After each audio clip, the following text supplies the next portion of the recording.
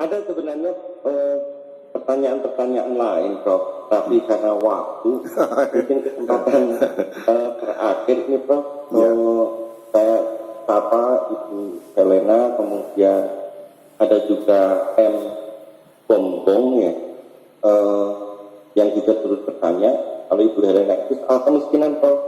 Ya. Apakah orang kemudian karena kemiskinan itu lari ke agama begitu? Tapi kemudian juga dari Bapak Bongbong itu meminta pendapat dari Prof sehubungan dengan bagaimana sih pembinaan bagi para pemimpin atau penafsir sehingga bisa membawa Indonesia itu dalam suasana damai, toleran, inklusif, dan juga kemudian kemungkinan untuk bekerjasama, Prof. Mungkin ini Prof bisa dirangkum bagaimana caranya, tapi itu menjadi kesempatan terakhir, Prof. Kami persilakan, Prof. Ya, jadi radikalisme ini sebetulnya tidak dimonopoli oleh umat Islam saja. Di semua bangsa-bangsa di dunia ada saja yang radikal tuh. Kita keluarga kecil saja. Saya punya saudara 8. Ada yang radikal. Main pecapi, main tembak gitu. Ada. Yang lembut ya ada. Itu kembali pada watak manusia masing-masing. Ya, tetapi kita juga harus sadari bahwa radikalisme dalam Islam ini bukan sekarang ini, bukan sejak Usama bin Laden saja, bukan sejak Abu Bakar al-Baghdadi yang mendirikan negara Islam di Irak dan Syria atau ISIS itu, atau Ikhwanul Muslimin dan sebagainya. Tidak, tetapi sejak awal radikalisme itu sudah muncul gejala-gejalanya, dan kita tidak boleh menafikan. Ini sejarah yang berbicara. Ketika Nabi meninggal dunia pertama kali, dalam detik yang sama persatuan yang dibangun oleh Nabi Muhammad itu sudah pecah kongsi, terbelah menjadi 2, dan perang saudara. Bahkan sampai Nabi Muhammad sendiri dikabarkan sampai 3 hari tidak dikubur itu. Sayyidina Ali mengatakan, mana sahabat-sahabat setia?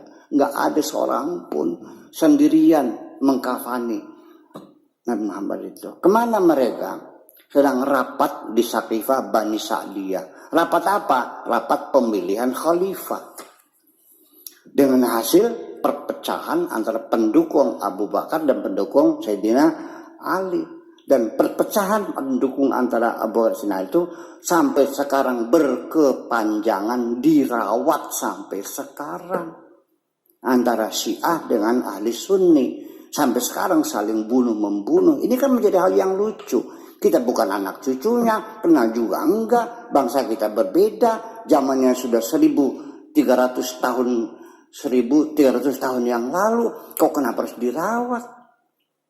Bukan kita bangsa Indonesia, kita sudah, ya kecuali yang kita bicarakan Sudirman, ya kan begitu.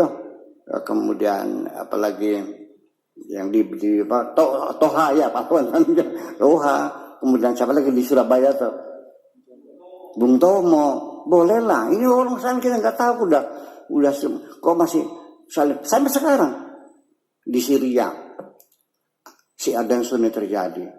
Di Irak terjadi, di Yaman terjadi, di Bahrain sudah mulai memanas sekarang.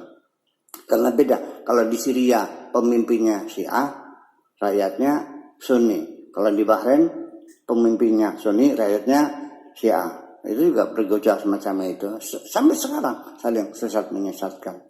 Nah, sampai banjir darah. Jadi radikalisme terjadi bukan sekarang saja. Sejak awal benih-benih itu ada. Disebut dengan kelompok Khawarij. Ya, coba kita tanya. Apa yang perlu kita banggakan? Nah, Abu Bakar khalifah pertama mati diracun.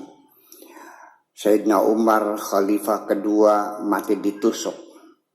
Ketiga Khalifah Utsman mati dibacok. Keempat Sayyidina Ali khalifah keempat mati dibantai. Istrinya mati diinjak-injak. Anaknya Husain mati disembelih, dipotong lehernya. Sampai semacam itu. Ini kita jangan mengatakan Islam seperti itu. Tidak. Itu adalah perilaku seseorang, itu oknum namanya juga. Orang Arab. Ya, orang Arab sendiri dalam Al-Quran dikatakan al-Arabu asyadu kufra wa nifaqa. Orang Arab itu sangat kufur dan sangat munafik. Ini yang bilang Al-Quran, bukan saya ya. Nah, gitu. Jadi ternyata akhirnya di akhir zaman ini mayoritas umat Islam berkumpul di Indonesia. Jangan-jangan Nabi Muhammad lahir di Mekah itu hanya numpang lewat saja untuk orang Indonesia barangkali pada ujung-ujungnya. Dan ternyata kita ini Islam kita lebih lebih harmonis, lebih damai, tidak terjadi pertumpahan darah, tidak ada saling bunuh-membunuh, malah tersebarnya Islam di sini tanpa setetes darah pun. Karena mereka dulu para wali sang itu menyebarkan agama melalui pendekatan budaya, bukan pendekatan militer. Dan kita sendiri orang-orang Islam Indonesia ini orang-orang moderat semuanya kok.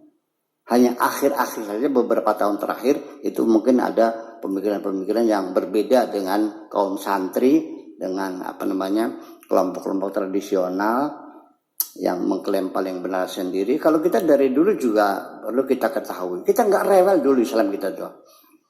Yuk kita lihat dulu para kiai, para sesepuh di usia saya waktu kecil dulu, istri kiai itu pakainya kebaya. Betul nggak? Bawahnya pakai tapi, sinjang. Kebayanya itu dari brokat, warnanya putih, dan juga tidak pakai furing, belum ada furing waktu itu. BH-nya merah. Kudung juga asal nampas itu saja, tidak jilbab, kudung biasa. Betul nggak? Brokatnya bener brokat, warna putih tanpa furing, BH-nya merah, kelihatan nggak? Apa ada reaksi? Nggak ada kok. Ya sudah, kita sepakat itu pakaian kebesaran istri seorang kiai. Ya sudah, itulah kearifan lokal kita, itulah budaya lokal kita hormati. Udah, itu tidak ada masalah. Sejak kapan itu dimasalahkan? Kapan di Indonesia ribut orang pakai jilbab? Itu kan setelah revolusi Iran menang, setelah Khomeini, itu baru muncul masalah-masalah jilbab. Dulu kan nggak ada semacam itu. Jadi artinya daripada kita nanti menunggu kondisi yang nanti tidak bisa kita atasi, lebih baik yuk kita bersama-sama para intelektual Indonesia ini mengkondisikan sekarang supaya nanti bisa kita selesaikan persoalan bersama kita ini. Terima kasih.